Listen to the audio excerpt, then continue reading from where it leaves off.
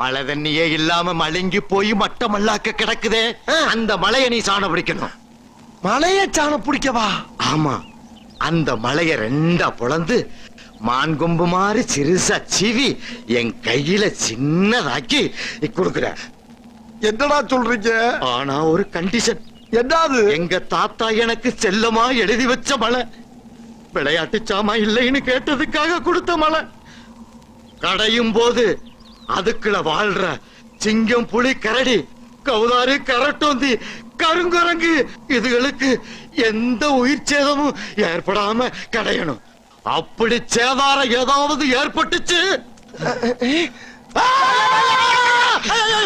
கொஞ்சம் அந்த மிஷின் தூக்கி வை ராஜா.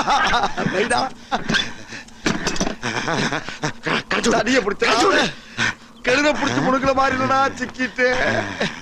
இவன்